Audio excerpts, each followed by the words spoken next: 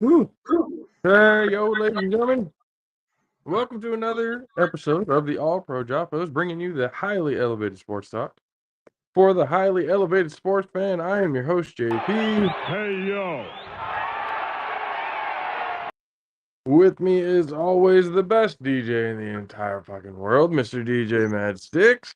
Nobody tells DJ Request what to play. And Top of the Mr. morning, folks. Has the day off today. He's got to go deal with something. He's going to be on the road and everything like that today. So it's just going to be me and Mr. Mad Sticks for this 241st episode this morning. Breaking it down, the national championship happened yesterday. We're going to be breaking down a little bit of the A7FL Fall Brawl playoff picture, as well getting into some NFL and even some NBA talk today, because some things have been going down that I feel are a little bit worth conversation. But let's jump right into it. The national championship between the Michigan Wolverines taking on the Washington Huskies. Mr. Matchsticks, you watched most of this game, if not all of it, correct? Oh yeah, I watched the whole game last night. So, thoughts? it was a good game. Like overall, it was a good game. It was definitely a defensive game for the most part. To me, like the beginning parts, it was kind of boring. And I think I even posted in the chat, I'm like, this game is kind of boring. But then it just, and to me, it was a good game, but it wasn't like an exciting, like national championship game. Like even after the game, it just didn't feel like a championship game, when it was all said and done. Like the celebration, like it was just like, I don't know, just mediocre, just rehearsed. It just wasn't, I don't know, it just felt different. Yeah, I was watching I didn't get a chance to watch all of the game, but I was watching highlights earlier this morning and stuff like that of everything that went down. And then I went and looked at the box score, because I was like, I do remember, because I was in the car at one point listening to it on the road. And, oh, I'm so sorry, babe. Ha! Wife just messaged me. Damn, you started your podcast without saying good morning. I apologize. I am sorry. I woke up and just went straight into, got to get shit ready for this morning. Got to get shit ready for this one. I'm so sorry, babe. Matter of fact, hold on. Let's give him a second. I am so sorry. I'll make it up to you. Love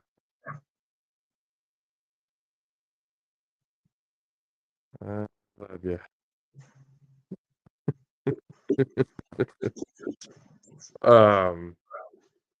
Yeah, I'm gonna catch flack for that later. There'll be a different reason other than me shitting on the Eagles for me to be sleeping on the couch today. So Need to be shitted on because they just shitty. We'll get into that later. But the national championship, after the highlights and stuff that I saw, and now I'm looking at the box score, and I definitely see what you mean by defensive game for pretty much the entirety up until like the fourth quarter, when Michigan just scored 2 touchdowns to really seal the deal.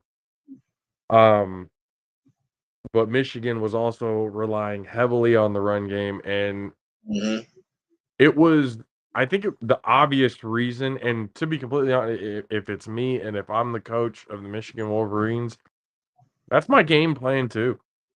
I know Michigan has a good running game, a good offensive line. 2 years prior to Washington winning the offensive line of the year in the NCAA this year, Michigan's offensive line was that top offensive line. So they had just as many rushing yards as Washington had the entire game. Like 306 rushing yards, yeah, and that's as many yards they had the entire game. So yeah, they ran at will. Like, dude got the the MVP for the game, the running back. But And then they beat the shit out of the quarterback. He was hurting by the end of that game. Oh, Penix, yeah, man. You know what? I felt like, man, he should have just came out. And I'm like, you ain't doing no justice. You ain't gonna win. Like, save yourself some. You just getting beat the hell up out there. And I mean, that was the thing that I was looking at it going, this was very uncharacteristic, especially for Washington, because the offensive line has been, so good pretty much throughout the entire year. But now at the end of it, facing a team like Michigan, who has been, fairly dominant throughout the season, now comes in and, like you said, 303 yards total on the ground. Blake Corum having 21 carries with 134 yards on 2 touchdowns.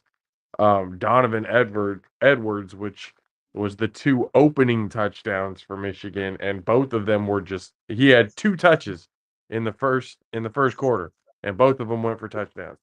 Yeah, so he had himself 6 carries, 104 yards in those 2 early on touchdowns, one of them being the 46-yarder that he had. But yeah, those 303 yards compared to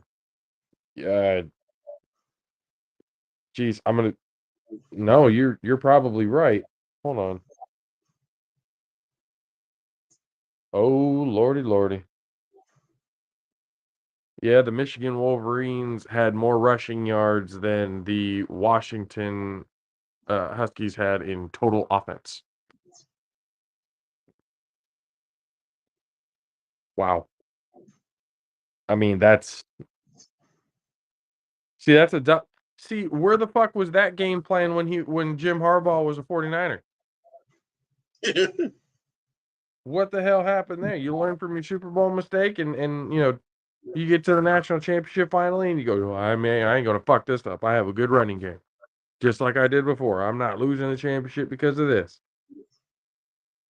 But like I said, on the road, the way I was hearing it was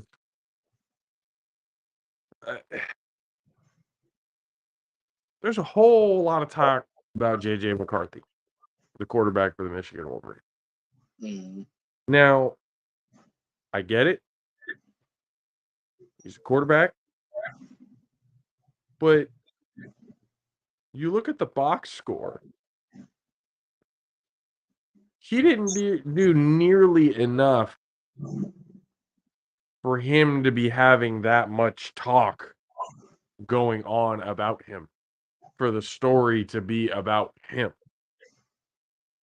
He threw for 140 yards, 10 completions off of 18 attempts, 7.8 yards on average, no touchdowns, no interceptions, and a QBR rating of 58.4. Please tell me why this man was the main story. What it was saying, like, I think I was watching, I think it was one of these shows this morning, and they was talking about him, and they were saying, like, how he's good, but is he good enough? Like, he didn't have to do much, because they relied on the run game, so he didn't really have to do much. So in the NFL, how is he going to work? How is he going to be when he has to, all teams ain't just relying, on just straight run like that.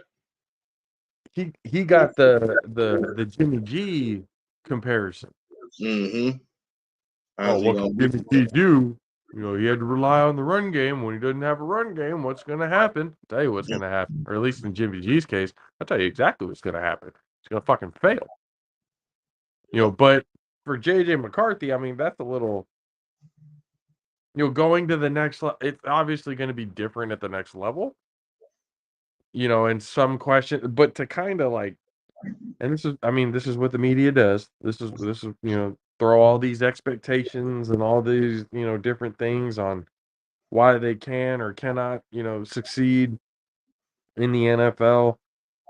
J.J. McCarthy is projected, especially after this win, to go into the first round, a late first round pick, but, he's projected to go in nonetheless. Michael Penix Jr. is another first round option that people are looking at.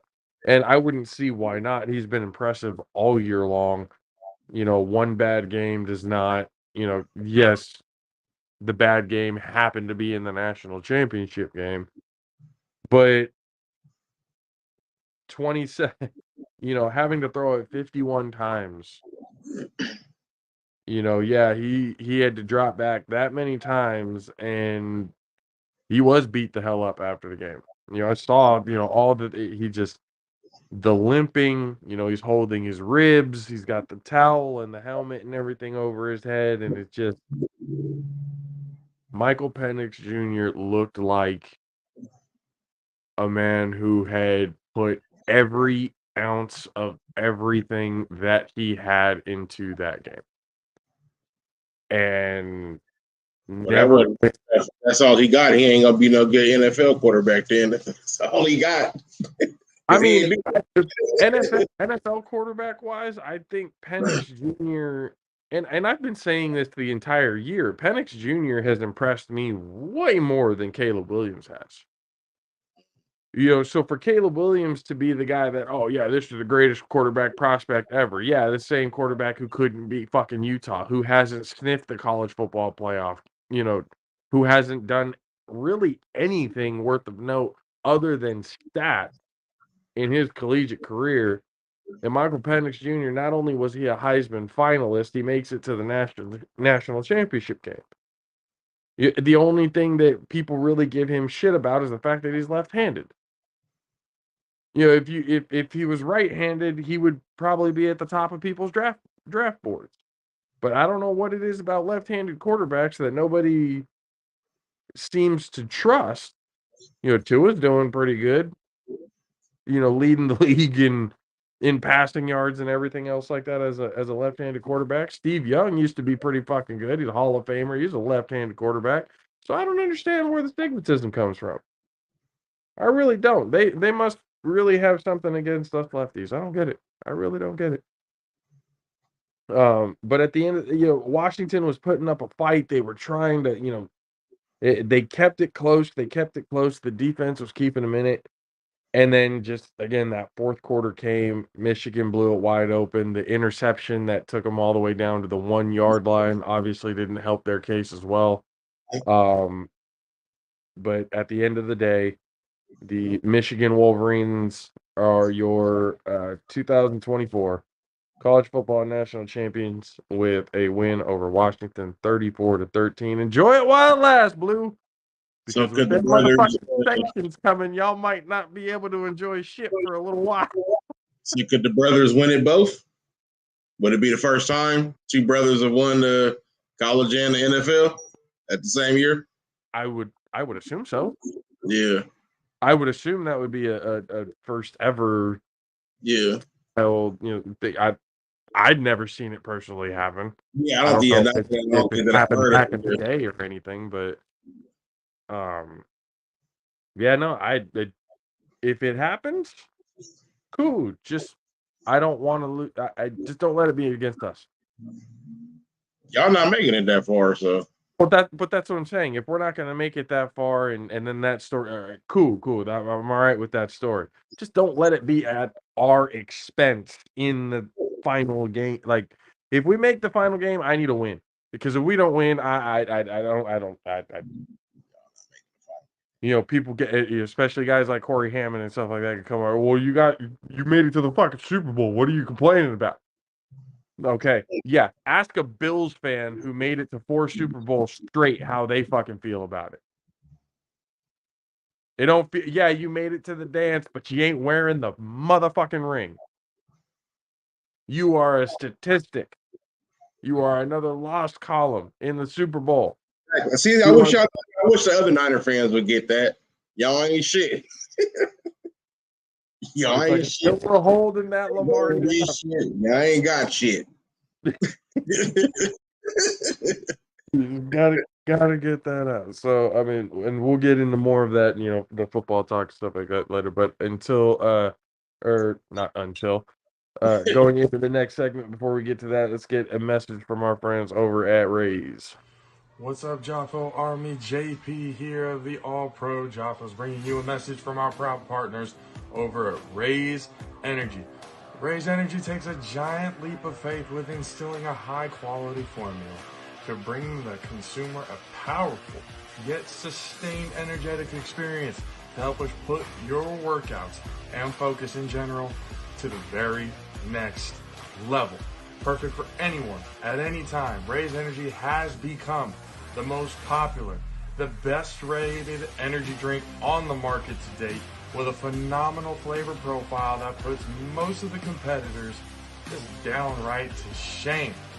Powered by the enhanced Refresh technology, Raise Energy delivers with a performance-enhancing energy drink profile that aids in the most often overlooked categories, which include targeted focus, enhanced recovery time, as glycogen becomes depleted, improve clean energy levels, boost in stamina and in hydration. Most importantly, each can of Raise has absolutely 0 calories, 0 sugar, 0 carbohydrates to give you a smarter and healthier option. You should not have to drink or settle for any other energy drink that contains more sugar and carbohydrates than you can count. Instead, opt for the smart choice with the #1 fan-voted energy drink on the planet with Raise Energy Drink. Use the promo code ALPHARAISE at checkout to get 15% off of your order. Demand more. Join the Raise Rebellion. Let them know the JAFFOs sent you.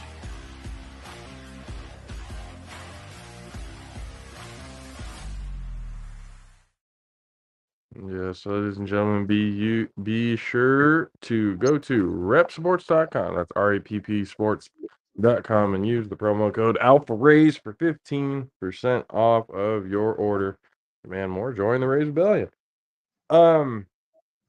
Let's see. Ball Brawl. A7FL.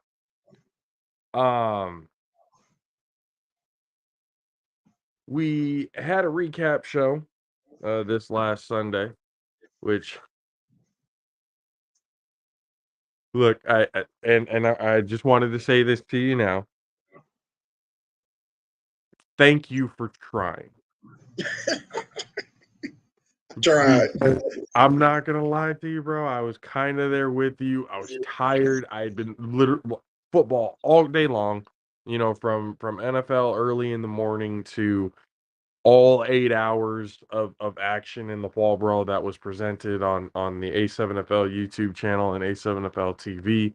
Also over on Caffeine. Go check that out. Getting the plays, getting the highlights, paying attention to what was going on, having, because it was the first time, we've basically been put under the light of, hey, these are the guys who are going to do our recap show. After the games, usually directly after, but we had said 10 because we didn't think or put into play the fact that the Hunters were going to get mercy ruled at the end of the game. That there wasn't even going to be a fourth quarter. So the game was over by like 8:45. We probably could have gone 9. But had we gone at 9, things wouldn't have been as, put together, even though the show kind of went where it went. But it would have made it easier for you, at least, to be able to get on had we gone at 9 instead of 10 o'clock at night.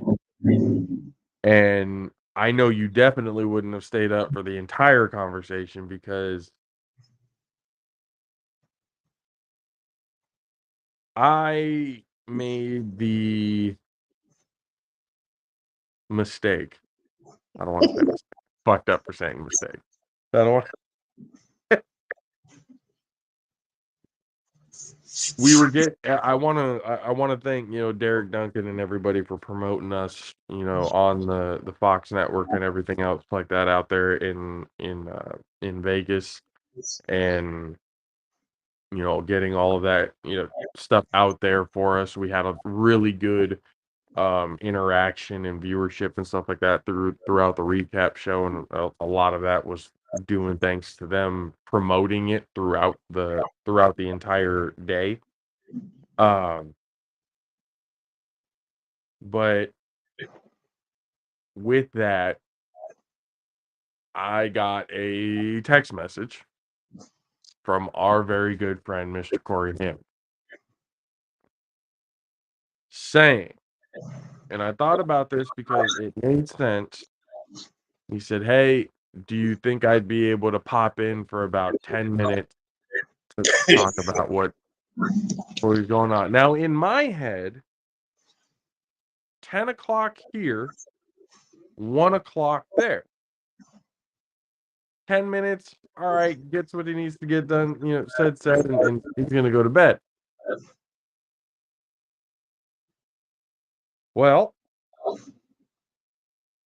it wasn't 10 minutes. It was not 10 minutes. Matter of fact, because of Corey going on the rants and takeover venting that he normally does, that got a lot of people upset and wanted people to talk. So we were going down what had happened. Things were going pretty smooth. But then as soon as we started talking about the Insomniacs and the Sick with it, that's where everything fell off the rails. Everything went off because Corey went into doing what he does, which is trolling, and he does it very well. And therefore garnered the reaction of Coach JB, the coach of the Insomniacs, who then he was brought on to the show to say his piece, make his explanation to Corey and everything else like that. And then Mr. Kenny Mack, lineman of the Insomniacs, wanted to say his piece. No, damn. Brought him in. And then our A7FL Fall Brawl Week 4 player of the, not just the game of that game, but of the week with his performance, Eric Munchie Shuford, needed to come on this. So we had at one point, and then Dub also made it in, which I don't know how Dub does it, because he did 8 hours of announcing and then almost immediately hopped into our show. And then from our show, he hopped in and did the Mizzle and Dub show for another 3 hours. That's right. So at one point during the show, we literally had 8 people on the screen. And Corey was at the height of it, talking all the shit that he wanted. So we got into everything. We were talking, and then at some point, I'm looking at the time, and I'm realizing like we have gone way further into the Insomniacs and the Sick with it and everything than we did the last game, and probably the next. We still have one more game that we have to recap and talk about. So finally, at some point, all the Insomniacs, Coach JB, Dub, everybody, everybody takes off. So at one point, it's just me and Kay at the end of the whole thing. I go over the last one, but we ended and 3 hours had gone by. God damn. Yeah, I definitely would have been out. So, I was all time going like, I'm over here thinking that we're probably going to be on, and I told you this. We're only looking for about an hour. Just an hour recap or whatever. And me thinking with Corey, the 10 minutes we could, all right, he's gonna 10 minutes to come say his piece, and then we're gonna, move on. We'll still be able to do our hour and everything with that. Yeah, no, I should have known better. I should have known better that it wasn't gonna happen that way, and we ended up the playoff picture ended up kind of not getting told. So we have it here to be able to talk about, with week 5 coming up, not this coming weekend due to MLK weekend, but next weekend. It's going to be the Insomniacs taking on the Alliance, the Sick With It versus the OTT, the Outlaws taking on the Hunters. Uh, there's a lot of different combinations of results that could actually happen um, with what's going on. The Insomniacs win, the Stick With It win, and the Outlaws win, and the Insomniacs take the number 1 seed. If the Stick With It and the Outlaws tie, or they're both of them tied at 3-1, the point differential is going to decide the 2 and 3 seeds. The Alliance and the Alienators are tied at 2 and 2, and point differential is going to decide the 4 seed at the end of this. So the Insomniacs win. If the Insomniacs win, the Sick With It win, and the Hunters win, obviously Insomniacs and Sick With It stick at 1 and 2. But then the Outlaws, the Alliance, and the Alienators all being tied at 2 and 2. Point differential is going to decide the 3 and 4 seeds. The Insomniacs, OTT, and Outlaws win. Or if it goes with the OTT and the Outlaws winning, Insomniacs again take the number 1 seed, but then the Outlaws would move into the number 2 seed with a Sick With It loss. And that would put everybody from the Sick With It to the Alliance and the Alienators, that would have them tied at 2 and 2, which would point differential would decide to 3 and 4. That's why when you see some of these games out there, like, damn, they're like really running up the score. Well, point differential really plays a factor into the fall brawl. So the more you can whoop a team's ass by, the more teams that you can mercy rule, the better. Stick with it. Let's see.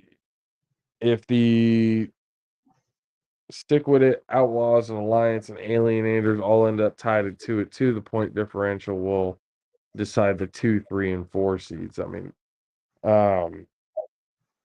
also looking at if the Alliance win and Stick With It win and the Outlaws win, the Insomniacs, Stick With It, Outlaws, and Alliance would all be tied at 3 and 1. And obviously all those seeds would be determined by the point differential. If the Alliance, Stick With It, and the Hunters win, then Insomniac, Stick With It, and Alliance would all be tied at 3 and 1. There's so many different things that go into week 5 that's making it really important, especially after week 5. There's 2 weeks left, so they need to figure things out quick. And from this last weekend, and I kind of pointed it out a little bit when we were talking with everyone. We kind of know who the Sick With It are. We kind of know already who the Insomniacs are. They're not much different than what they were last year. The Insomniacs are literally 2 guys down from what they had in the championship game last year, so they're still that good. They're still, the same team essentially. And they made it a point, especially Munchie, especially Kenny Mack coming on the show and stuff. This is out of their mouth. We're just better than you. And Munchie says it this way: my friends are better than your friends. That's just what it is. Yeah, so and I understand where Corey was coming from when he was saying, like, because he's obviously trying to rile them up, but his question is kind of impossible to answer because you he goes in and said, "Well, who have you guys really played?" I'm paraphrasing, but like who have you guys played compared to the East? And their answer is like, that's not our problem. Like, but the fact remains is when we played against guys in the guys in the East, the Florida team, we won. But then Corey went into they only had they had most of their team going both ways, and again, that's not our problem. Yeah, that's not their problem that the team couldn't field enough players. And I agree with the Insomniacs at that point. You're just making excuses at that point. How can they not think that they're dominant? They just went undefeated last year and won the national championship against the Florida team who was really good, and they admitted that they were really good. Kenny Mack, Munchie, they had all said Bagway and Logo and all they're a good fucking team. Like, there was no downplaying the fact that the Florida team, had they been able to field enough players, maybe we could have seen something different. But that's just not the reality of what happened. So it seemed like Corey was kind of trying to humble their egos a little bit while also giving them, that's all what if and hearsay. And again, that's not their problem. They had the chip. So as it stands right now, they're 1-0 against the East. And the only way you can really have the conversation of, well, how do you guys, if you ask them, how do you guys think you're going to fare against, would fare against team in the East? Yeah, they're going to tell you, oh, no, we'd get our ass kicked. Yeah. Like, there's no way. Nah. So that's what I'm saying. Like, until and they were saying it, way 7, make it happen then. You have these questions. We want to answer them. Mm-hmm. Make it happen.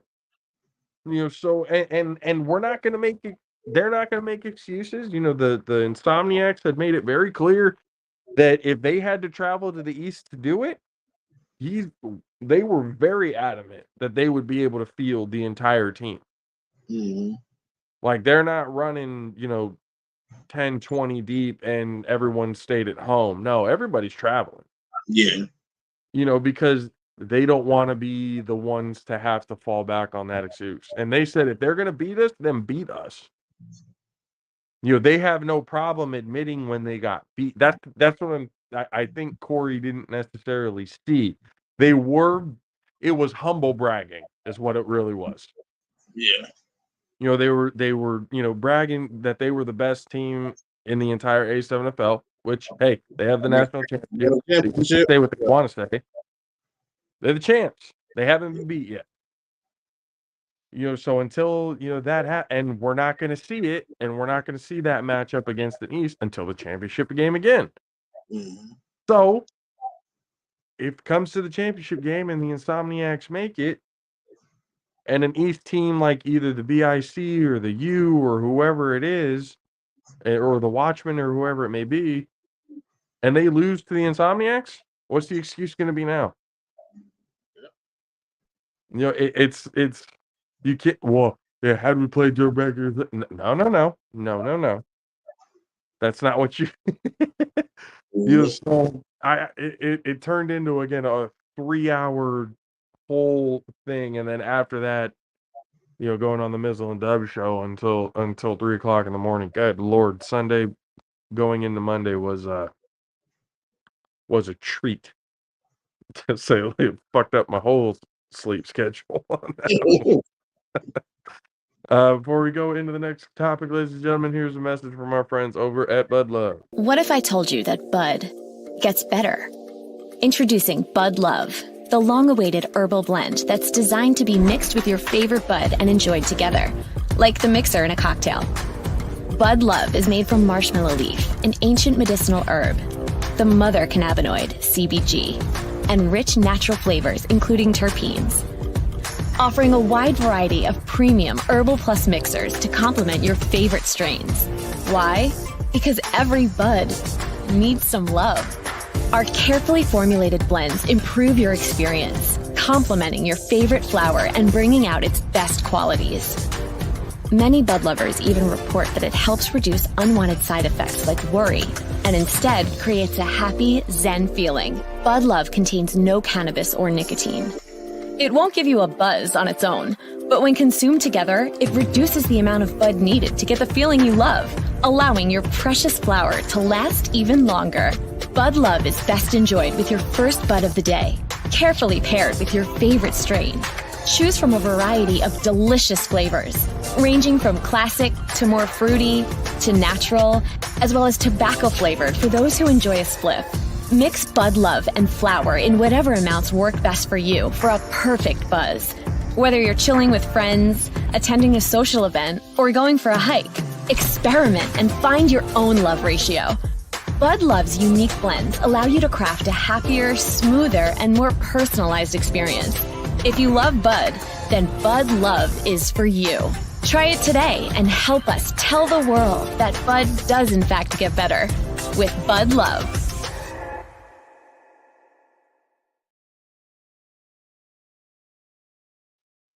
Yes. So definitely use the promo code Jaffa Army at budlove.com for 15% off your first order. Dun dun. It Man, is I the like having the weekdays off. huh? I said I like having the weekdays off. It's just hella quiet at home. Shit. Me to myself, I'm on my second blunt already. Hell yeah, man. It's only 9:30. Yep. Yep. It's bud 38. Times are always nice. Hell yeah. NFL recap. The NFL season is officially over. It came and left so quick that it just, where did the time go? The excitement of the NFL season, the ups and downs, well, a whole lot of downs actually, more than any of the season. Some of the primetime games and a lot of the primetime games and stuff like that were actually not up to par. A lot of the teams that people thought were going to be dominant and great were not dominant and great. It was pretty wild, but on Saturday you had the Steelers taking on the Ravens. Ravens already clinched, the number 1 seed. They've already clinched the division. Lamar Jackson didn't play. Steelers playing for their playoff lives. Get in and win the game 17-10. Mason Rudolph was in there looking like little Nicky. And then Najee Harris having himself a game, 26 carries with 112 yards and a touchdown. Deontay Johnson had 4 receptions on 89 yards and a touchdown as well, which is also Mason Rudolph's only score of the day, and he had 152 yards. And the rain was pretty wild too. Yeah. I remember we were watching the game, like how many fumbles had occurred that game because of the rain. And then the Texans and Colts. Texans, we've all on this show been pretty high on CJ Stroud. I think it's been a pretty universal thing that we have been very impressed on how CJ Stroud has handled himself in his rookie year. Both teams, Texans and the Colts, fighting for a playoff opportunity. And the Texans eke it out 23-19. The Colts were trying to get something done, and then on a 4th and 1 play, a pass to the outside behind the running back. I'll give it that. But nonetheless, I was always taught, if that ball hits your hands, it stays in your fucking hands.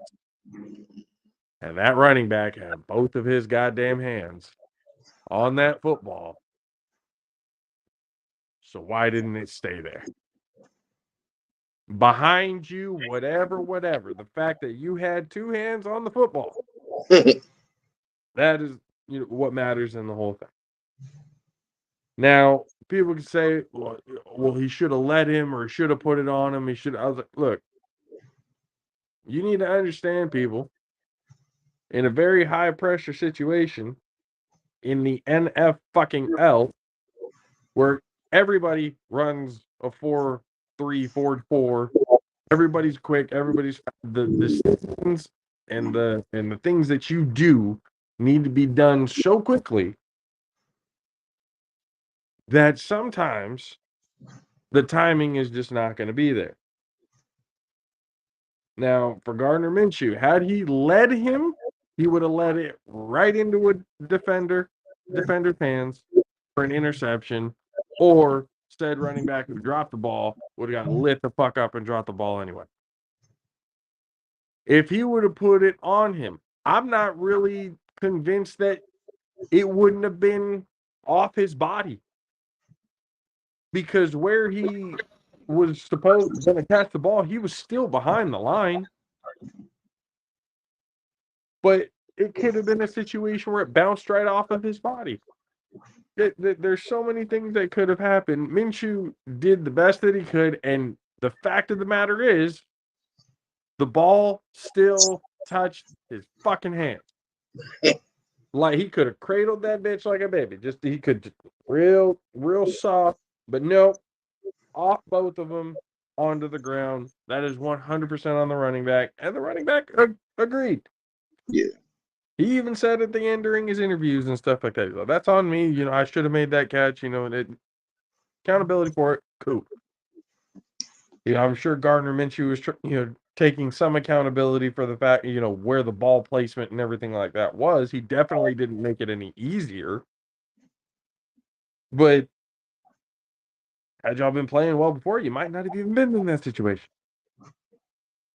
So the Texans' first-year head coach, DeMeco Ryans, former linebacker for the Texans, in his first year with a rookie quarterback and a rookie, defense or a linebacker that they drafted this year. I forgot his name from Alabama.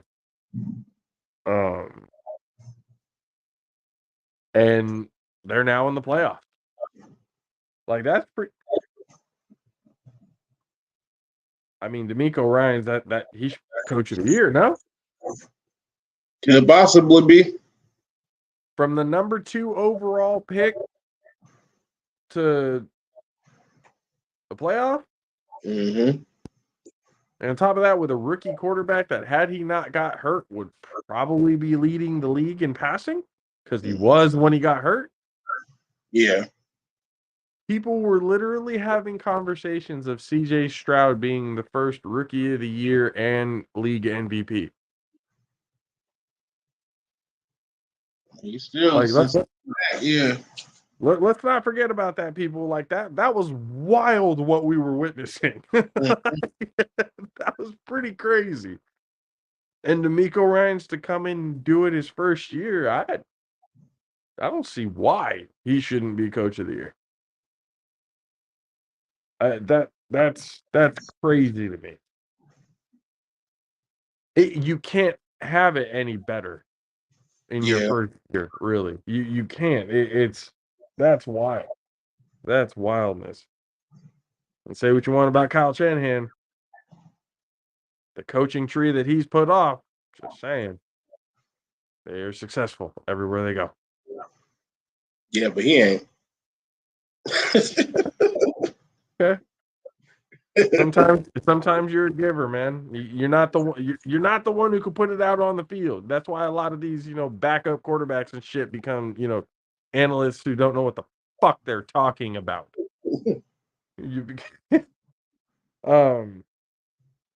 Browns taking on the Bengals. What happened? Bengals won. Did Joe Flacco get hurt? I'm not sure if he got. I don't think he did. I haven't heard of him being hurt. Did they sit him? You know what? I don't think they did. I need to see this because I didn't catch the game. I just saw the score, and I was like, Yeah. hey. I was like, did Flacco fall? And then I saw it was Driscoll, and Oh, I was like, yeah, I don't think they play. They said Flacco. oh, only Driscoll. Yeah. Yeah. They stat Joe Flacco. Goddamn. Hey, you got to be ready. Getting the all-star treatment. Hey, Look at this guy. you gonna take him to the promised land. I will be shocked. I will be absolutely shocked. Oh damn, we're really gonna be doing like tree chopping right now? See, even if I wanted to sleep in, I couldn't. Can't. Yeah. They like here, they're all doing something. It's a fucking. They either got the. Well, right now they just cleared. God, I don't even know how many trees that they cleared because last year when the wind and everything like that was coming, blowing everything over, Yeah. they got hit with a big old insurance thing because one of the trees that fell took out like 8 cars. Oh damn. And one of them was the guy told me the car that the tree fell on. I was like, oh, what kind of car was it? He's like, I had just gotten it back from Germany. I had just gotten a $10,000 motor put into it. Oh, damn. I was like, oh, so that car was over $100,000. He put that tree just destroyed. And then my next question became, how the fuck are you living here? Like that 10,000 for your motor could have gone to the fucking house. Like, what are we doing here? That's why Too Short said it best. Don't buy any $5,000 car before you buy a house. Gotta have somewhere to park your shit. You don't buy no expensive ass car. Logically, you're spending. Yeah. It's okay to go wild. Just make sure you have your necessities first. Get all your necessities in order. But then the Bengals go in. I mean, this game essentially meant nothing then, right? Nah, not really. The Bengals aren't in. The Browns are already in. Then the Bengals end up taking it 31-14. The Lions taking on the Vikings. A game that also kind of meant nothing. You know, because the Lions are already in, or unless the Lions were playing for seeding, which I don't think I think they locked up the number 3. Yeah. So they beat the Vikings 30-20. The Jaguars. They did it to themselves. They did it to them fucking selves. I didn't want to believe it. Told you. I looked at it going like, and this was and we had talked about it. It was very much the Titans could play spoiler. And I think when we did that prediction, you were the only one who picked the Titans. Yep. No, Kay picked the Titans too. Yeah, me and him both picked the Titans. As well. But goddamn. And then Derrick Henry basically said bye. I'm like, is he retiring? Well, no. Said bye. Everybody. I'm like, wait a minute. I was like, that was my first thing. I was like, is Derrick Henry retiring? No. Wait a minute. Wait a minute. Wait. I'll see y'all later. This is I appreciate y'all for the 8 years. Like, all right. Well, I guess King Henry has left Nashville. Like, holy shit. Hey, Like, what if Dallas can Dallas pick him up? They need a running back.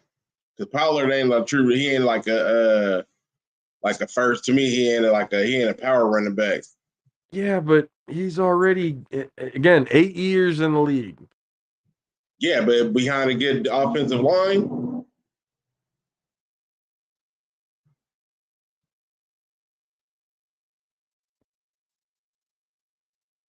Where is he from? Where did he go to school? I know he went to Alabama, but in high school.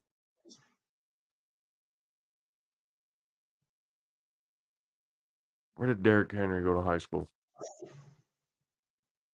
What's going on, Dub? Appreciate you, man. Morning. Hey, Dub, if you can answer this question for me, where did to Yulee High School? Yulee High School? Yeah, it's in Florida. In Florida, yeah.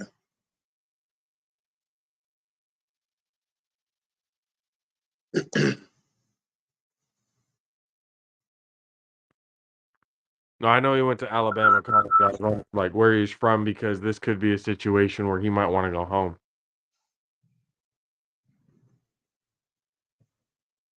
To where I can now see Derrick Henry wearing a fucking Miami Dolphins jersey. You know, he won a championship. He want to go somewhere where he's gonna be competitive.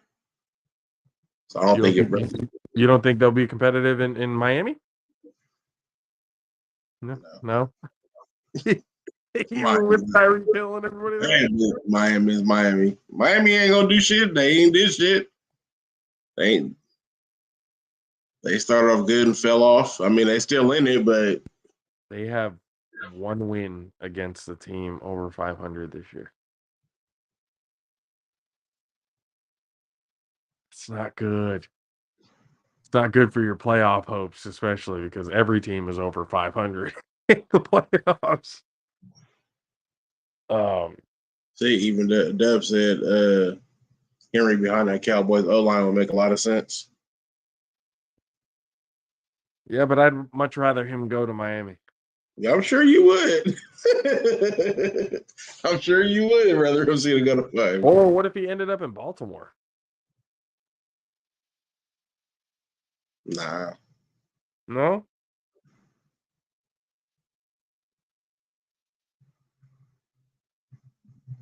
Derrick Henry with Lamar Jackson and Mark Andrews and Zay Flowers, who's actually turning out to be pretty good. They just need one more guy. One more guy on that team. But I think Derrick Henry on the Ravens would be stupid. And not in a bad way.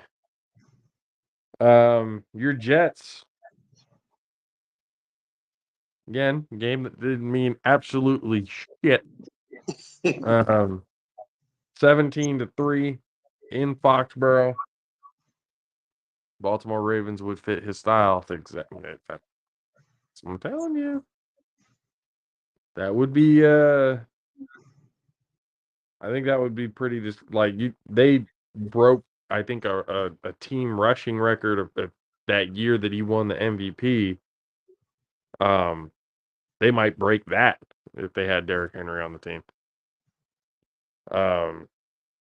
But Jets and Patriots, that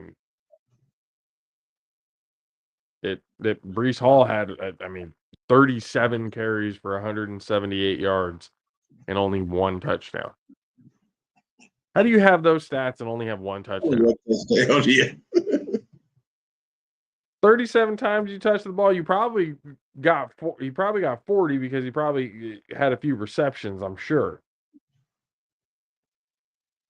And you only have one touch, man. I'd be upset with that. That's like Julio Jones putting up 300 yards and only had one touchdown.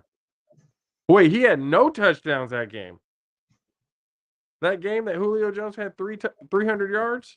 Mm-hmm. He had any touchdowns that game? It happens, yeah. I mean, you can get down there, but the defense changed at the goal line. So if they're stopping you, I mean, they only scored 17 points. So, but yeah, that's about 2 touchdowns. Yeah.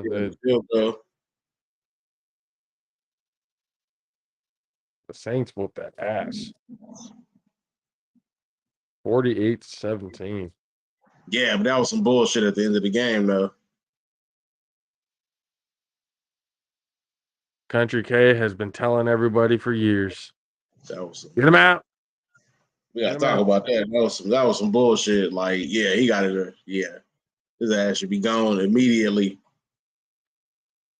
And he said it was a team decision.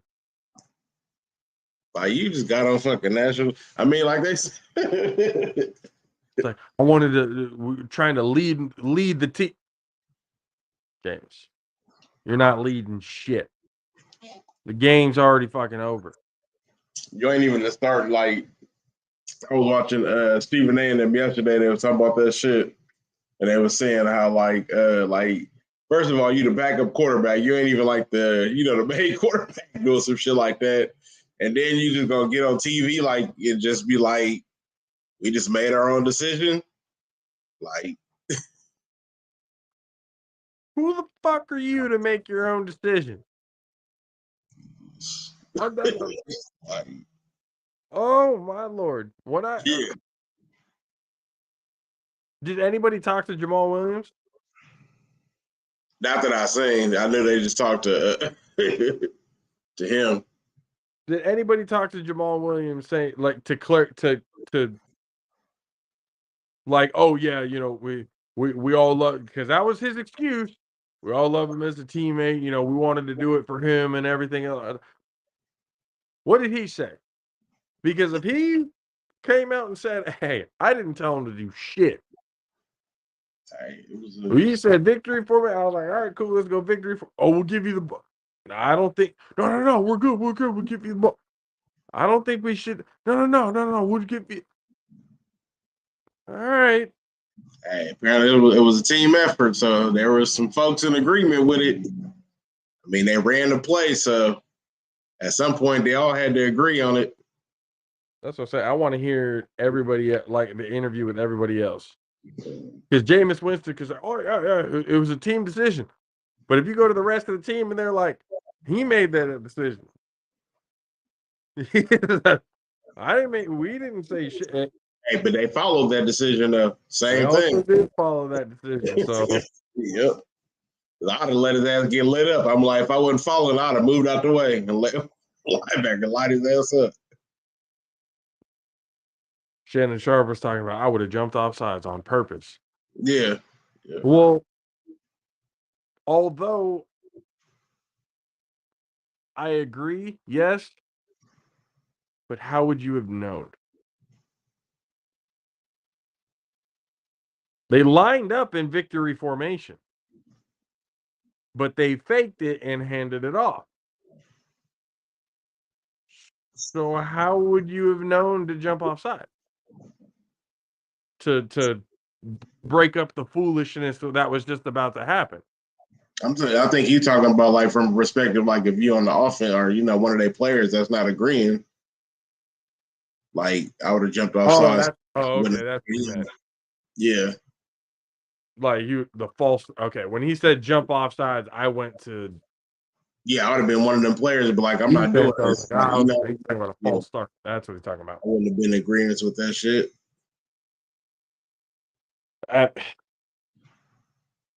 And Arthur Smith got fired because of it. Damn, he cost the man his job. No, he was probably going to lose his job anyway, but that definitely didn't help the situation whatsoever. Shit, the coach need to get fired too. Dennis Allen? Yep. Because they don't obviously, they was like, how you respect your coach and don't go out there and like he called one thing and you go out there and do a whole nother thing. He told Arthur Smith when he's like, "What the fuck was that?" We all saw the confrontation that went on at the middle of the field, and Dennis Allen's like, "They did that on their own. They did that on their own."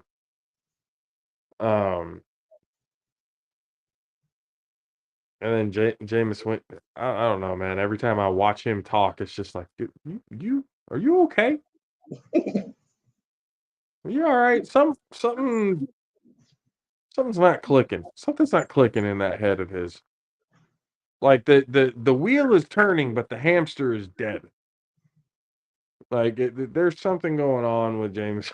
It's just not. Like, what the fuck are you talking about?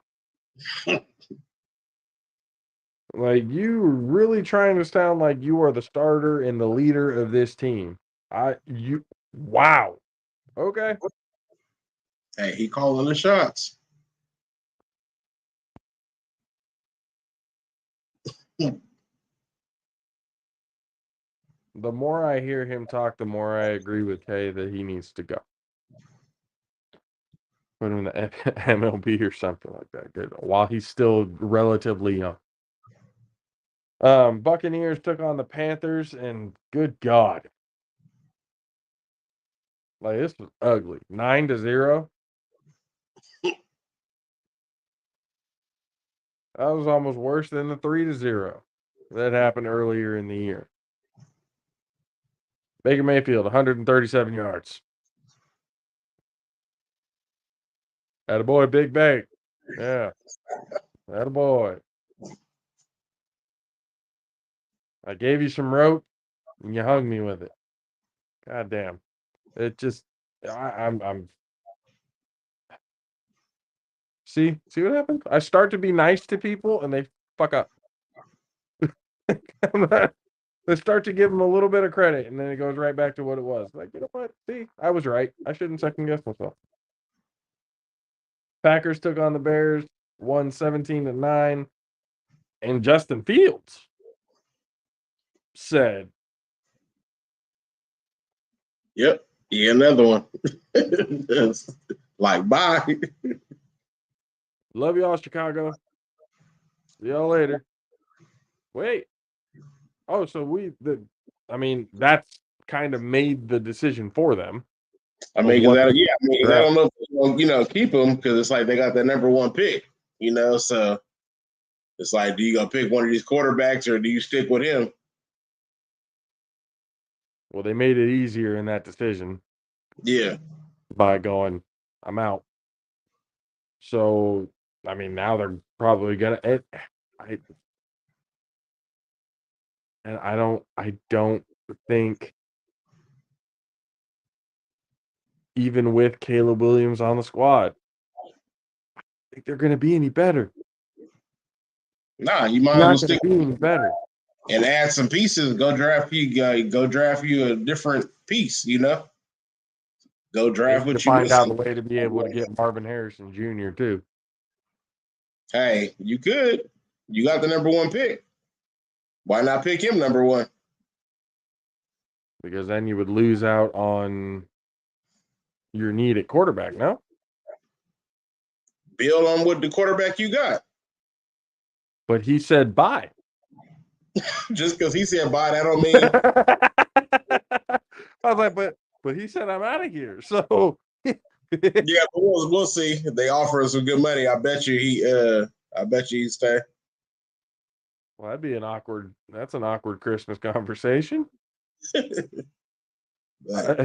see. But later, to me, it makes sense to draft another mediocre number one quarterback. But let's be real, and this is my point, Dub. He can't be that bad. Justin Fields can't be that bad if the Bears somehow eked out 7 fucking wins this year. Just saying.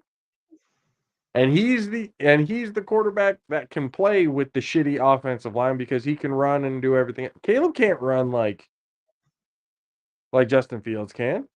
He doesn't have that kind of mobility. Yeah, he does have mobility, but not that kind of mobility. that escapability, I should say, that Justin Fields has. He doesn't have that. He has just about the same arm. It's not like Caleb Williams' arm strength is out of this fucking world.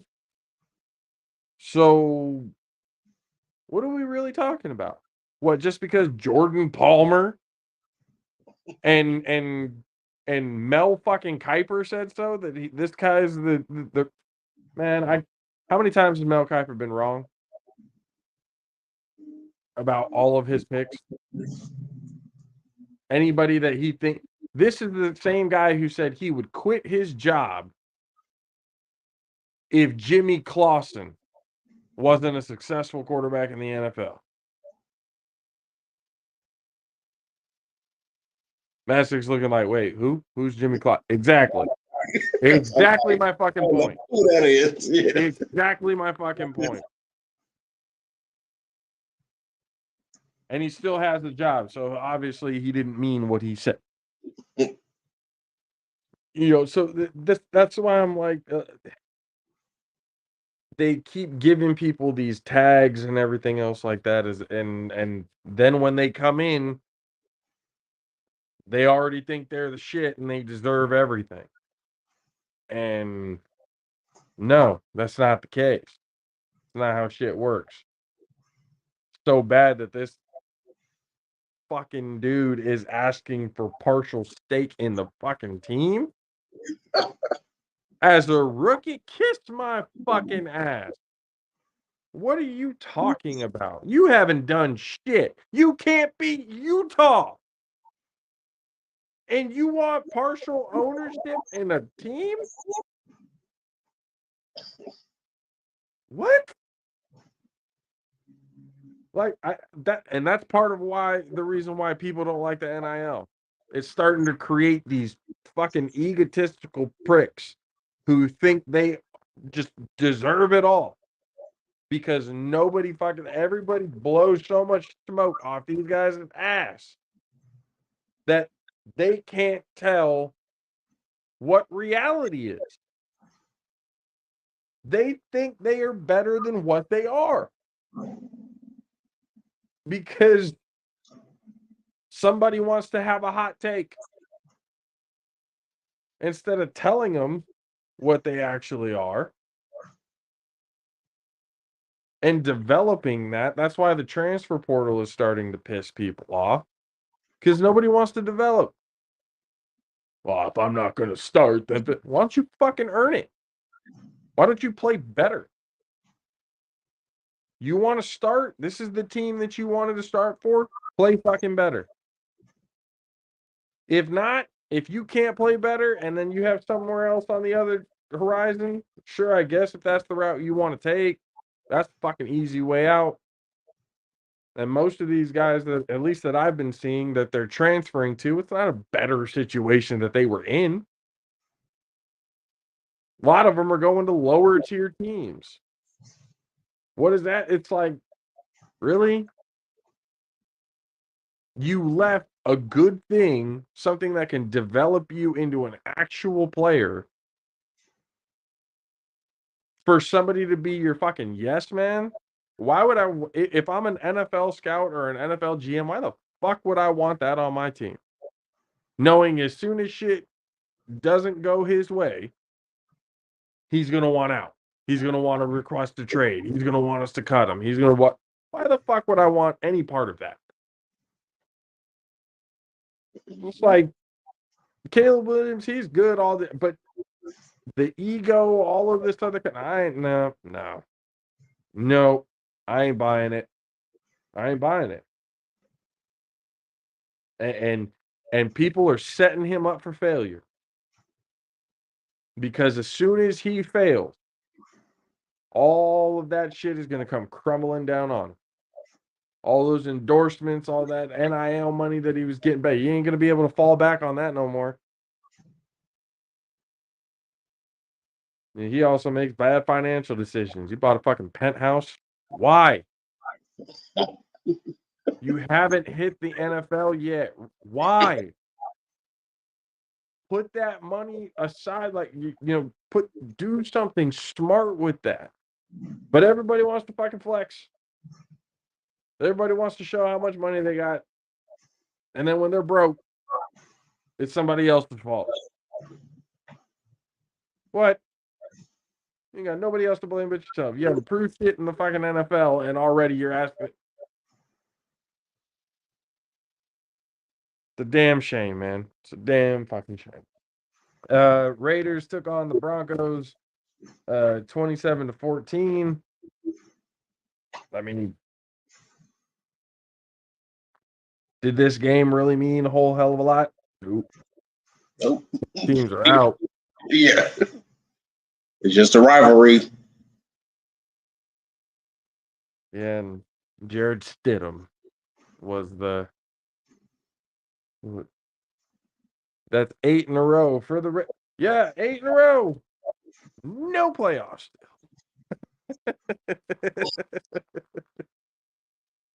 That's okay. I'm a self-admitted Raider hater, so that's okay. The Eagles. I told you.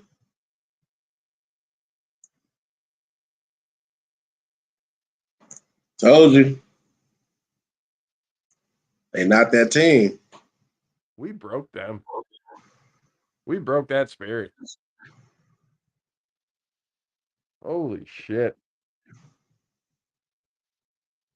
I think with this, didn't they drop to like, I know they're the fifth, but didn't they drop to the sixth? I think the fifth. I think they're down to fifth. Oh no, yeah, you're right. I was looking at all the other. Wait, hold on. Division. Hold on.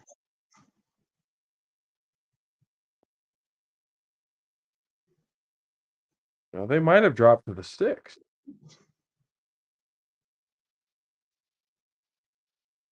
Because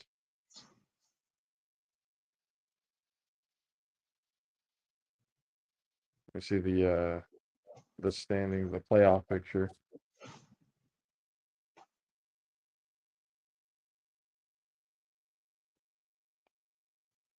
And the computer's taking a shit. Cool. Should probably get through the recap before this shit dies. Rams were locked in at 6. Okay. That's fine. Goddamn. Bringing back up the score. Sorry about that.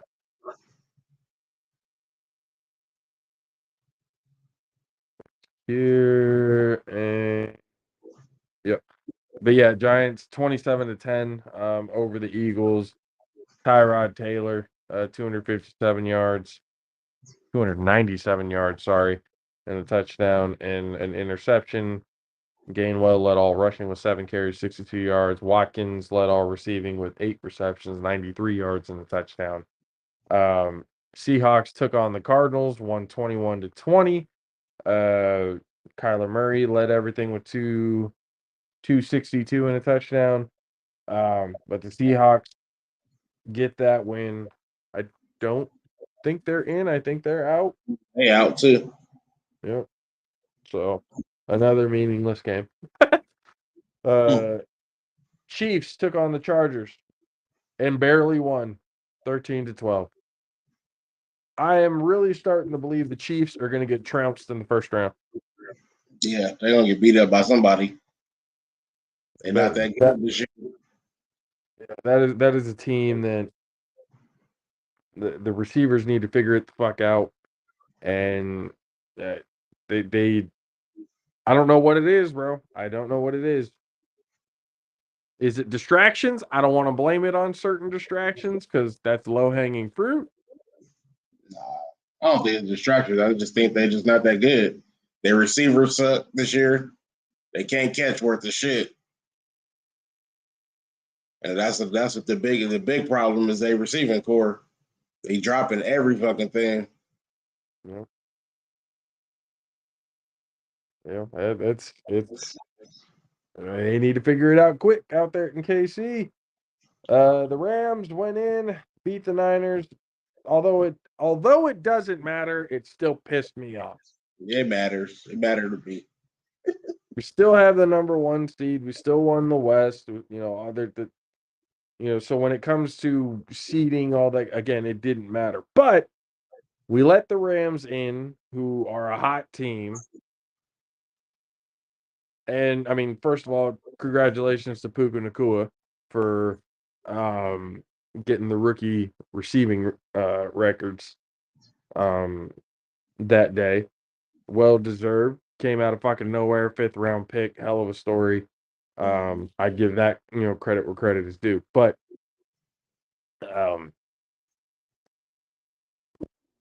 hold on. Carson Wentz led all rushing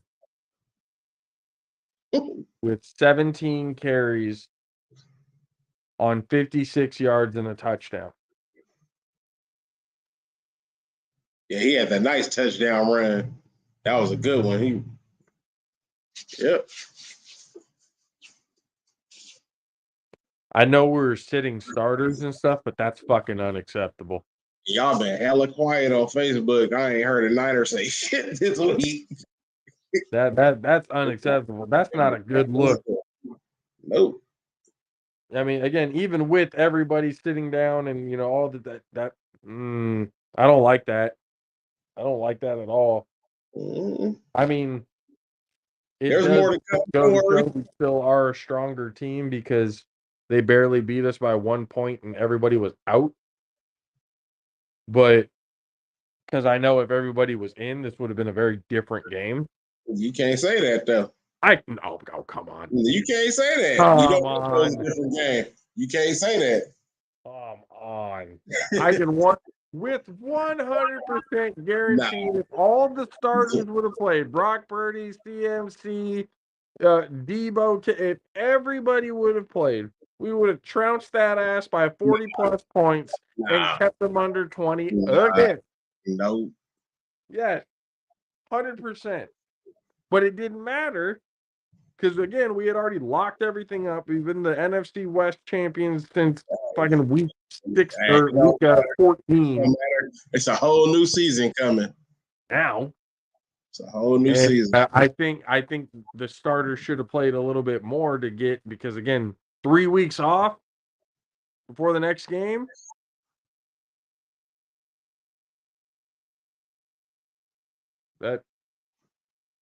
No, 2 weeks off. 2 weeks. 2 weeks, and that third week, the meaningful game and everything. Ah, man. And I've never been a real, to be honest, I looked at this season, I was like, yeah, the number 1 seed's cool, and we have home field advantage, but I've always been a big believer in momentum. And a team coming off a win in the playoffs is a lot more dangerous than a team that has had a bye. So it's just one of those that I cringe at it going like, just get by that first game. Just get by that first fucking game. We can get by that first game and we can do good. Then we can talk about momentum and everything else. But that first game is always tough after the bye week. So we'll see what ends up happening. Cowboys ended up winning 38-10, earning themselves that number 2 seed and the NFC East title. In the long run, the Commanders could not do what I had hoped that they were going to do. Dak Prescott had 279 and 4 touchdowns. Pollard had 17 carries on 70 yards and a touchdown. CeeDee Lamb, 98 yards, 2 touchdowns on 13 receptions. He was a fantasy PPR god this year. Yeah. What CeeDee Lamb? That was ridiculous what he was doing this year. And then after that, you have the Bills beating the Dolphins 21-14, talking about a team that shoots themselves in the foot. Josh Allen, 359 yards, 2 touchdowns, and 2 interceptions. Josh Allen also led in rushing with 15 carries and 67 yards, putting over 400 yards of total offense for him. Shakir for Buffalo had 105 yards after Gabe Davis went down. And this again with the Dolphins, it's like you had the opportunity. You had the opportunity to be able to steal it for yourself, and you ended up shooting yourselves in the goddamn foot. Like it doesn't make any fucking sense. So now the the playoffs are now set. We will do our predictions and stuff like that on Friday's show. But at least the playoff bracket in the NFC, you have the Green Bay Packers and the Dallas Cowboys taking each other on. Green Bay 7, Dallas 2. The Rams taking on the Lions, which there's a lot of implications or a lot of story that's actually going into that game. Philadelphia taking on Tampa. Philadelphia getting eliminated. Huh? Yeah, they get eliminated by Tampa that first game. Philly is done. Yeah. You 1-5 in the last, 6 games. 1-5. You went from a 10-1 start. You got no momentum going into the playoffs. So you can go ahead and kiss that goodbye. What excuse? I remember those days and everything after that. Oh, 49ers, that was your Super Bowl. We're still the number 1 seed. We're still going to win the Super Bowl. Real quiet on the Western Front. It's real quiet. Real quiet. I haven't heard a fucking Philly fan since. That's all I'm saying. Again, I've made the couch very friendly. I think Baker Mayfield will throw for like 400 some yards in the game. He gonna have a field day against the Eagles. Baker? Yep. Yeah, I hope not. He gonna have a field day. I hope he doesn't give me 250, 2 touchdowns. I'm cool. That's fine. Nah, he throwing for like 4 touchdowns. You know how unbearable K is gonna be if that happens? So why would you put that out into the world? That's what's gonna happen. And then for the AFC playoff bracket, you have the Cleveland Browns taking on the Houston Texans, the Miami Dolphins taking on the Chiefs. Ooh. It's supposed to be like -2 degrees. Or like 2 degrees or something that game. It's supposed to be hella cold that game. The Bills, you said the Bills Chiefs? No, the Dolphins. Dolphins and the Chiefs. Yeah, Dolphins and the Chiefs. Dolphins don't play good in cold weather. Yeah, Chiefs used to cold weather, but I think it's supposed to be like extremely cold. But then you have the Pittsburgh Steelers taking on the Buffalo Bills. Yeah, the Steelers season's gonna be over too. I'm sorry, the AFC is the ugliest looking playoff bracket I've ever seen. You don't know who the fuck is coming out of the AFC. You don't know what the hell is going on in that division or in that conference. I mean, for the NFC, it's probably a little bit more clear.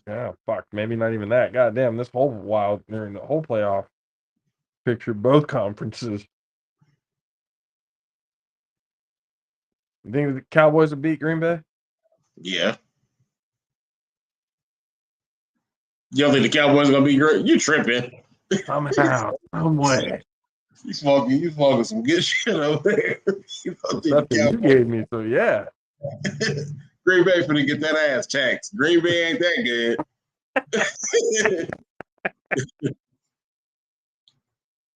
And then they would play the winner of the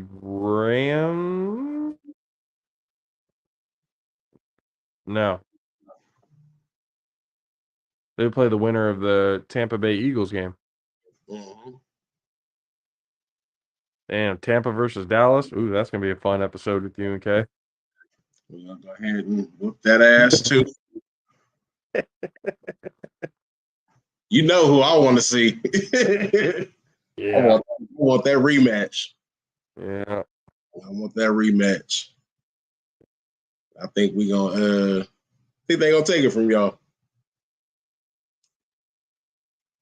Y'all have never been able to beat us in prime time at home. Shit. Hey, this year we will. We're finna send y'all home crying. You already had one try. Hey, dust yourself off. Hey, dust yourself off and try again. How many times did they repeat that lyric? Hey, it don't matter. Try again, try again, try again. Hey, try again. Hey, one of the times you gonna finally get it. You're gonna fall off your bike a couple times, you're gonna fall off your skateboard, but eventually you're gonna get up and Yeah, but then some people just, you know what? Fuck riding a bike. But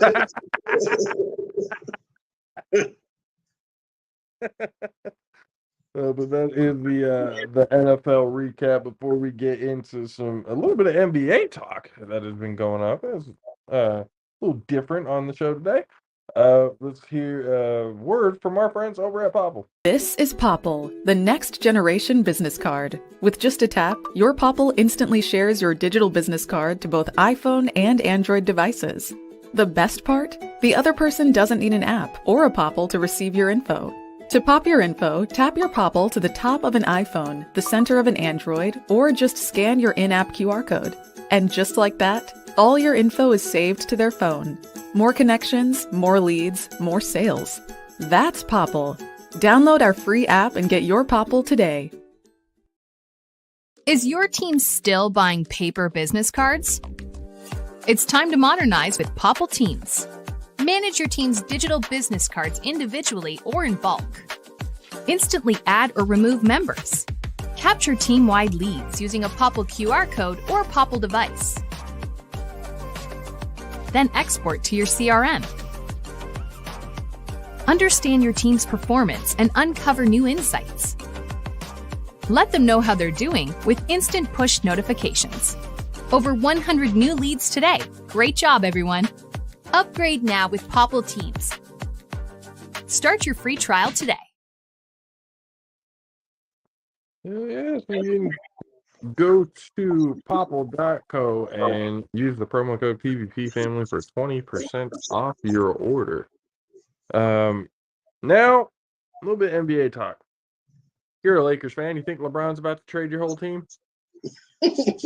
Let me do something. I saw the clip of D'Angelo Russell hitting a three and going to the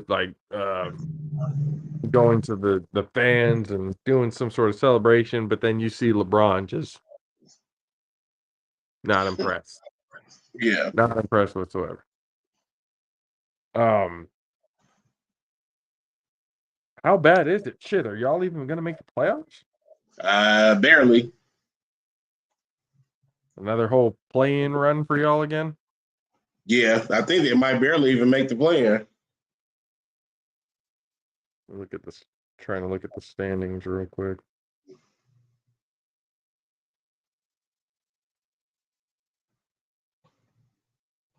Go back on. I was looking at it and everybody's like, "Let GM is going to be at it again." Yeah, Lakers is 10th right now. Yikes! Mm-hmm. With how many games left? It's already hit. All-Star break is passed, right? Nah, we ain't got the All-Star break. Oh, motherfucker. Yeah, no, it's only the record of 18 and 19. There's still a lot of basketball left. There's a shit ton of basketball left. Yeah. Oh, then y'all should. Damn. So then I'm over here thinking like, oh man, gonna trade the whole team. I was like, wow. Like, is it really that bad? It's bad. I mean, not bad as the Spurs. The fucking Spurs got the fucking giant on their team, and they 5-30. They only won 5 games. 5-30 is a wild. Like you got somebody that's like taller than everybody, but damn near as tall. Just make that fool stand under the hoop. Can't be as bad as the Detroit Pistons, though, right? 3-33. 3, oh, damn. 28 game losing streak. A new record. Broke that the other day. They finally won.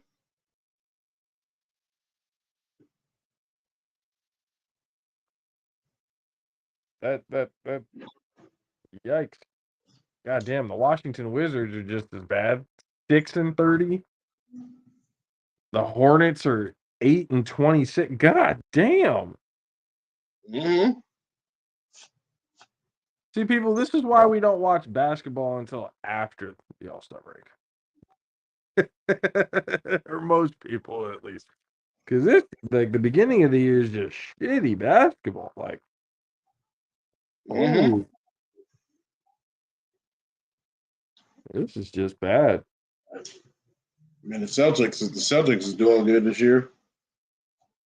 28-8. Looking at them. That's not bad, not bad. Milwaukee's not too far behind, 25-12. Philadelphia is 23-12. They're at the number 3. Miami, 21-15. Orlando, 21-15. Pacers the same. Cleveland the same. New York Knicks the same. The Chicago Bulls are at 17-21, and the Brooklyn Nets at 16-21. That's the Eastern Conference. Look at Sacramento, 21-14, number 5 seed. Look at that. Well, that don't mean shit. The Timberwolves are leading the West. Damn. 25-10. Oklahoma City. Wow. And how many first round picks do they have coming up? Like 30? Mm-hmm. Well, I guess it's all working out for them right now. Fucking so Ja's done. Mm-hmm. Some shoulder injury, season-ending surgery on the shoulder that he got hurt. Toward labrum or something? I never saw like what the injury was.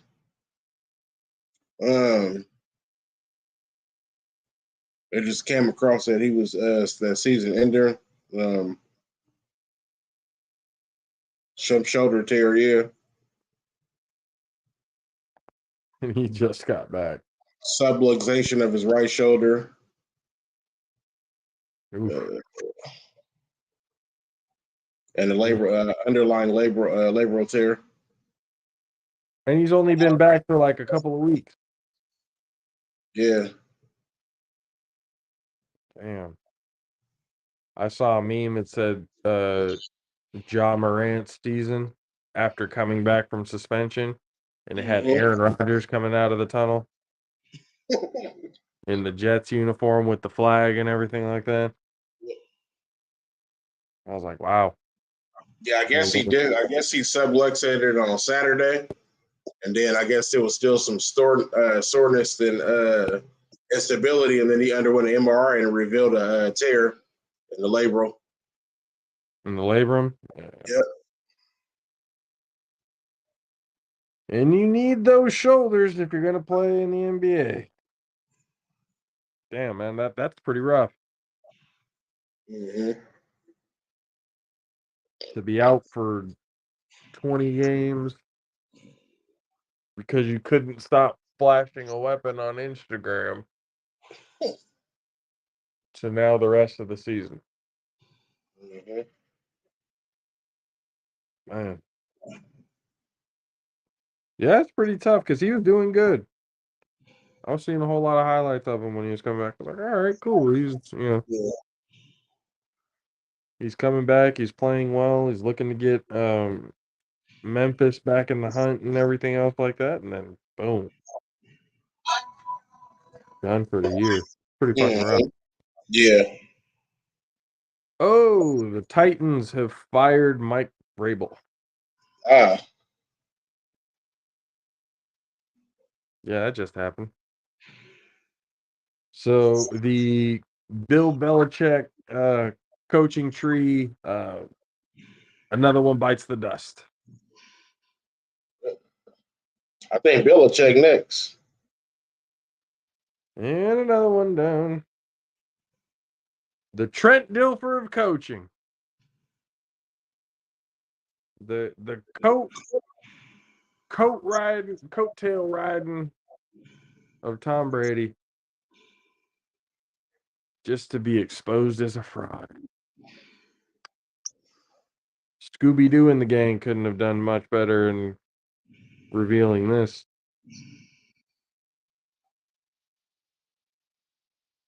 But hey, it's a whole new day. There's more regimes, different coaches, everything's getting younger. The next 10 years are going to be fairly strong, or at least I'd hope so. Hopefully competitive. Kind of like seeing different teams going in, winning Super Bowls and stuff like that. But I want to see mine. I need my lifetime. Just one. Just one. That's all I ask. Just one before I go. That's all I ask for. And if not, then I'm probably going to revert back to the same way as I thought about Santa Claus when I didn't get my Batmobile the second time I'd asked for it. There is no Santa Claus. Sorry for the kids. Sorry for the kids who are watching. Stop believing in dreams.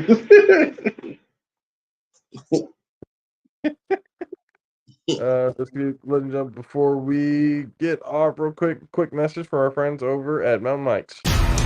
To us, pizza the way it ought to be isn't just our slogan. It's our promise and our passion to give you the best dining experience and the best tasting pizza you expect. For over 40 years, we've been making pizza the way it ought to be. Handmade with the freshest and finest ingredients. Our dough is made fresh daily, and we use 100% whole California milk mozzarella cheese and toppings edge to edge. There's pizza, and then there's Mountain Mike's Pizza. Pizza the way it ought to be. So, looking at the NBA season and everything like that so far, what are you thinking, and is there anybody that you are predicting early for an NBA Finals matchup? It's still kind of early. It's a lot of basketball left, so it's hard to say right now. I'm always going to want to see my Lakers in it. But with the team they got now, I just don't see that happening. But hey, you won the in-season tournament. I'm not, no. Whoa, yeah. That means something, right? In-season champ. Yeah. But, yeah, it's hard to tell right now. Why do I feel like the Kings are about to shock a lot of people? Nah. The Kings gonna be the Kings. The Kings ain't doing shit. Have I been listening to too much local radio? Yep.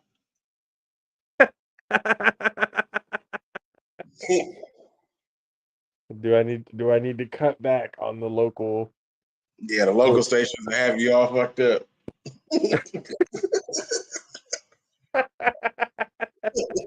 They'll have you believe in shit that just have you believe in Santa Claus again.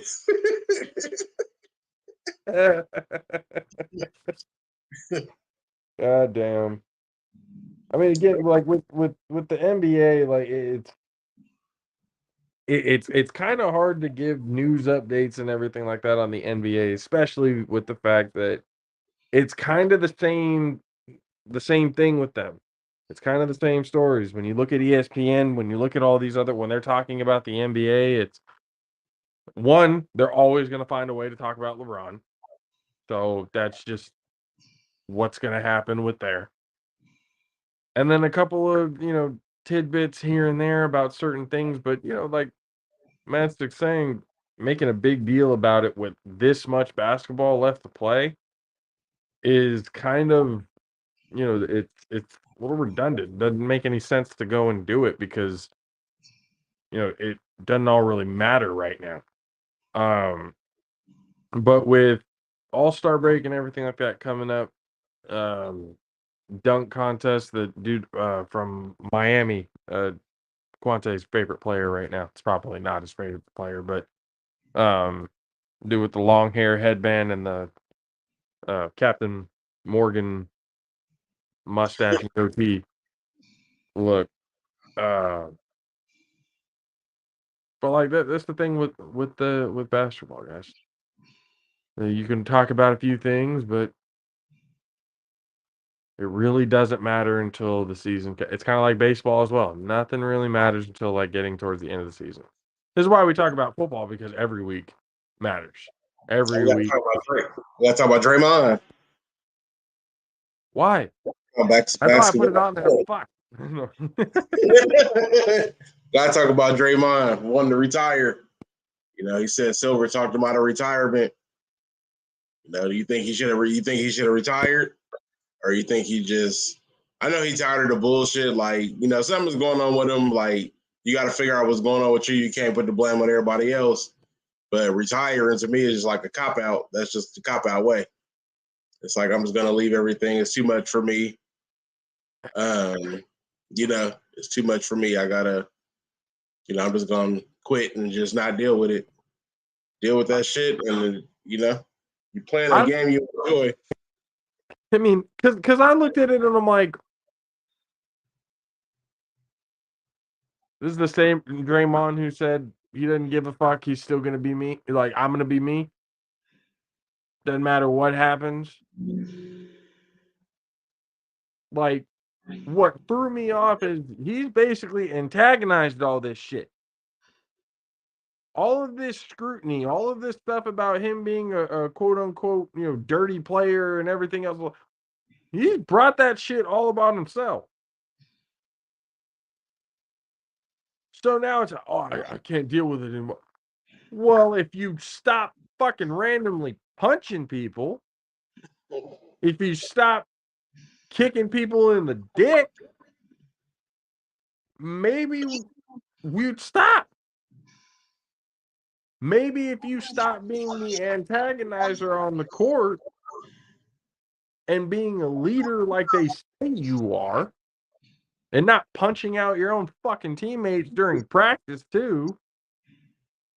Like, you've been on some child clown shit for the last 5 years, and you're surprised that all of this shit has been coming down on you the way it has? Well, I don't know why people don't just give me the benefit of the doubt. Because every time we've given you the benefit of the doubt, you kick them in the dick again. Like, how many times and how many opportunities are we going to give you before it's like, yeah, no, we know that's Draymond. Yeah, suspend him for. You know what? Everyone, as much as he probably should be done. Should he retire? I mean, I think he's gotten to a point right now. Like, if he wasn't riding the coattails of Steph Curry before, he fucking is now. He hasn't done shit. He doesn't put up the points. He barely put, he's aggressive on defense. Yeah, aggressive on defense. Still getting the fouls in shitty situations that he shouldn't. He's getting teed up every goddamn game. It's like, he's not a help to the team. He's a detriment. You can, emotional leader, cool. But at what point does the emotional leader becoming a detriment to the team make you not a leader anymore? Mm-hmm. Your emotions need to get checked. And like to bring in this whole, act, well, it just was burdening on me. I was like, bro, you brought that on yourself. You were the one who went to the media saying, fuck y'all, I'm going to be me, I'm going to do what I want to do. You said that. Nobody else told you to say that. And now you want to pull the sympathy. Oh, me and Steve Kerr, we had a heart to heart. We cried together. Silver had to. Oh, I want to stop you from making a rash decision. You're trying to get the sympathy card from us now? No. No. I'd much rather you would retire. Because this is just, it's bullshit. It's fake. It doesn't, no. It doesn't mean a goddamn thing. Now, if the actions and he comes out, starts becoming a little bit more clean and little like, of a player and stuff, then cool. That there might be something different on that. But until then, like, bro, you brought that shit on yourself. Ain't blame nobody else but you. You were the one throwing punches. You were the one pushing. You were the one putting people in chokeholds. You were the one kicking people in the crotch. You were the one doing all that shit. Yelling at them, going at other people's fans and stuff like that, yelling at them, calling them pussies and everything. You were the one who fucking did that. And now you want the sympathy card from everybody going, oh, it's just too much. You antagonized it, motherfucker. You sleep in the bed you lay in. You made it. There you go. You didn't want to clean up the edges. You didn't want to make it look real crisp and real nice. That's the shit that you got to fucking lay in there. Like that's on him. That's on him. I have no, like, you're a fucking grown-ass man, dude. You can make your own decisions. You're a grown-ass man who's been acting like a child this whole fucking time, and now you want the sympathy card. Miss me with that. You might as well have retired. Because then at this point, we could have been like, all right, cool, he retired. Now they can move on, do whatever it is. Now you can be a podcaster like you've always done. And you be that new media the way you've always wanted to be. It doesn't make any sense to me how these people can antagonize and play the victim so fucking quick. It is wild to me, dude. That shit is so crazy to me. That shit is so crazy to me. How you can antagonize and call people names and do all this other and I know a person like that in real life. It's like, what? It's like, come on, man. Like that doesn't make any fucking sense. Hey, by the way, thank God for Cat Williams. We didn't get a chance to talk about it on the last show and stuff like that, which I kind of wanted to, and I still kind of do because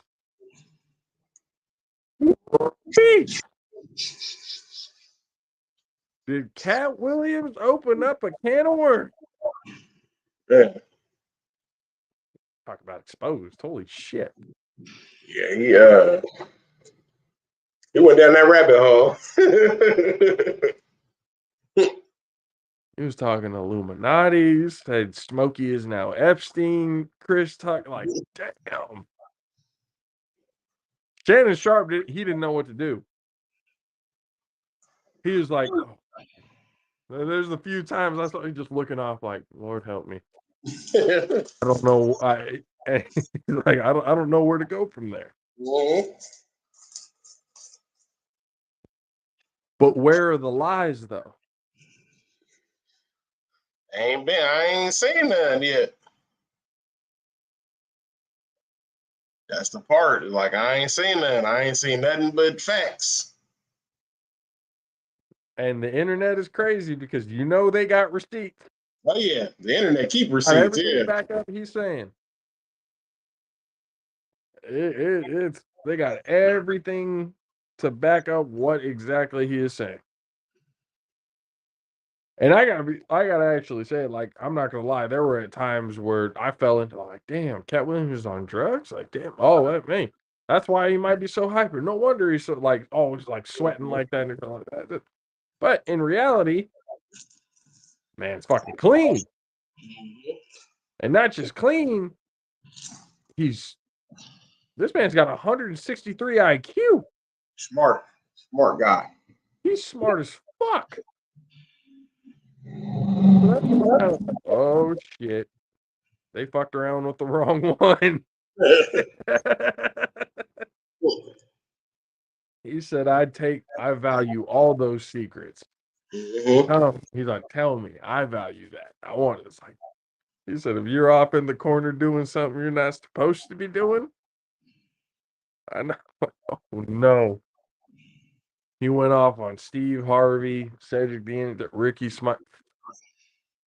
I don't know if this is a joke or not. And judging by how it went, I don't think it is. The fact that he literally has it in his contract that the only way he's going to work with Ricky Smiley is if he's playing a woman and wearing a dress. Man. And then what was the next movie? First Sunday? Was he wearing a dress? Oh, no. But like that was just, I mean, so now what do you think's gonna? All the responses made it even worse, though.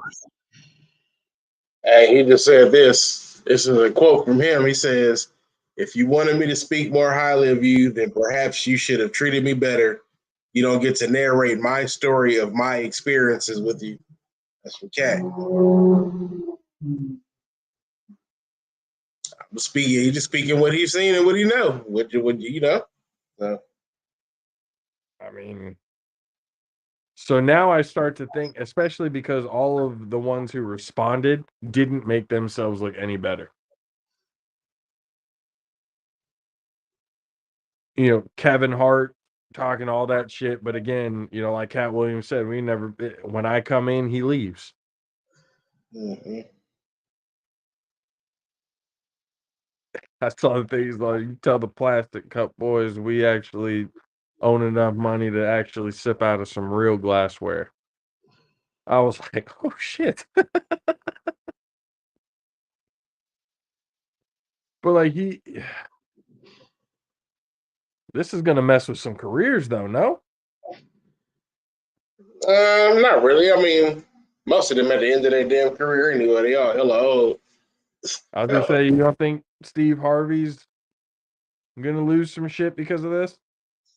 I mean, what is he really on right now? Family Feud, Steve Harvey show. You on Family Feud? Yeah, he's still on Family Feud. Okay.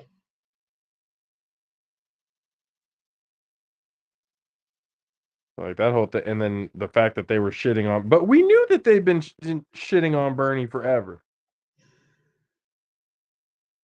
Yeah. We knew Steve Harvey didn't like Bernie Mac. I don't think that was news that was relatively new. Mm-hmm. Bernie Mac has said it a couple of times that he was stealing jokes and everything like that. Yeah. And what's funny now is Kevin Hart's ex-wife is going on tour with Cat Williams as a comedian. She's going on tour on his Dark Matter tour. Oh man.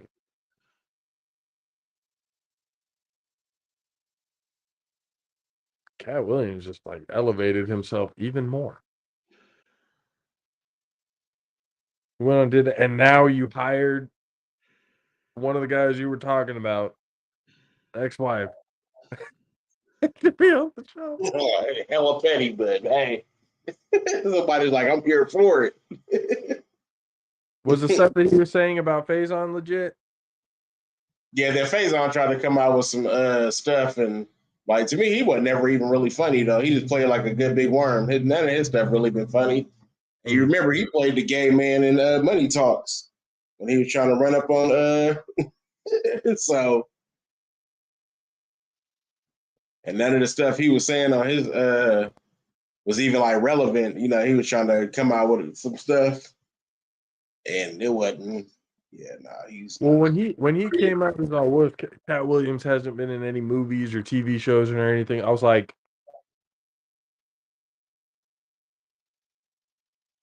are you saying that as in like he didn't or wasn't anything memorable? Because Like Kat said, you can look at his IMDb page.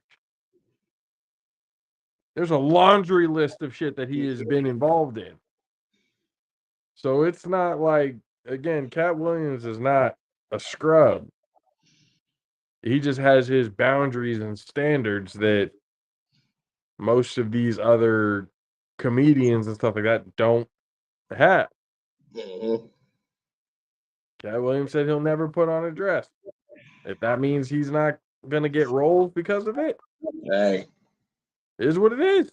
Yep. You know, Kevin Hart went and said I would never put on a dress, but he put on a dress. And now, it's my decision. Okay. It's like, all right. But, and then, like, I've seen clips of the Dark Matter tour and everything that he's doing.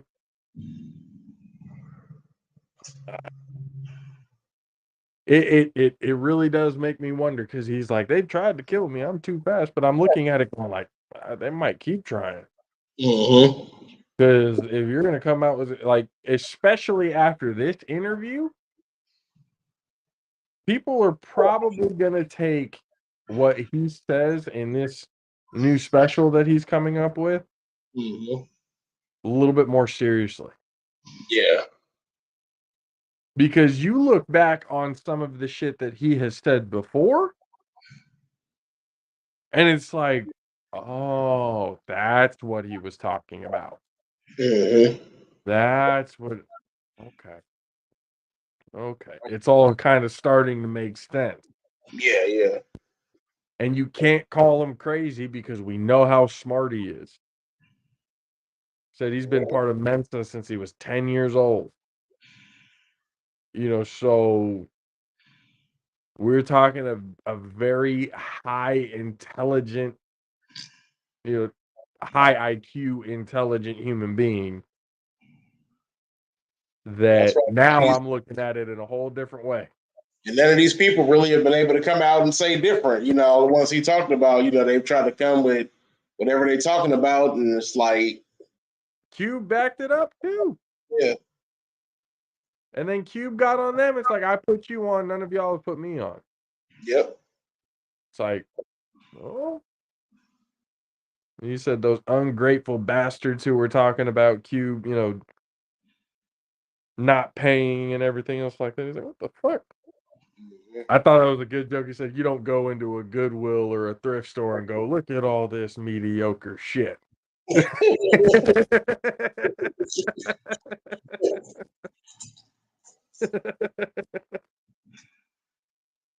I was just like, damn, man. Because every time we talk, I'm just like, man. And Shannon Sharp, he was like, I mean, you can kind of tell in certain points where he talked about like people selling out.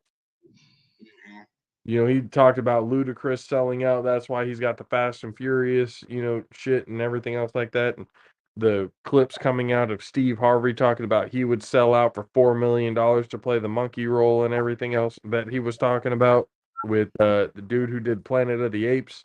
Mm-hmm. I remember him doing that joke, and I remember watching that going, so did he basically just say he would degrade himself for $4 million? Like, damn. I mean, all right, I guess kind of funny, sure. But when you step back and look at the reality of it, it's like, wait a minute. Yeah. It's what people will do for fame is pretty wild shit, man. And Cat Williams knows all of them who have done it. So I'm gonna be honest. I'm way more excited to see his special when it comes out. Yeah. I'm way more excited to see what he's got to He's Shannon Sharp was like, I'm not gonna get any more comedians anymore. He's like, no. They're gonna double back. You're gonna be having to beat them off with a stick. So you're gonna have to do all that. They're gonna come back and want to say everything now. But it all the receipts are there, and so far, nothing that I've seen from what Kat has said has been wrong. It's all facts in there, people. But we appreciate y'all for hanging out with us as always on this morning. Thank you for starting your day out with us. Hope everybody has a great rest of their week, as well as a great rest of their day. Matchsticks, any updates for the people? No, I ain't doing shit. I'm enjoying my time off. Don't call me for shit. I ain't DJing shit. I'm chilling right now. Call me back to like March. On Friday night, ladies and gentlemen, we'll see you guys again then Friday evening at 7 p.m. The Highly Elevated Sports Talk for the Highly Elevated Sports Fan. Myself, JP, for DJ Matchsticks, for the 610 Ds from the Southeast, Mr. Country K. We'll see you guys again next time.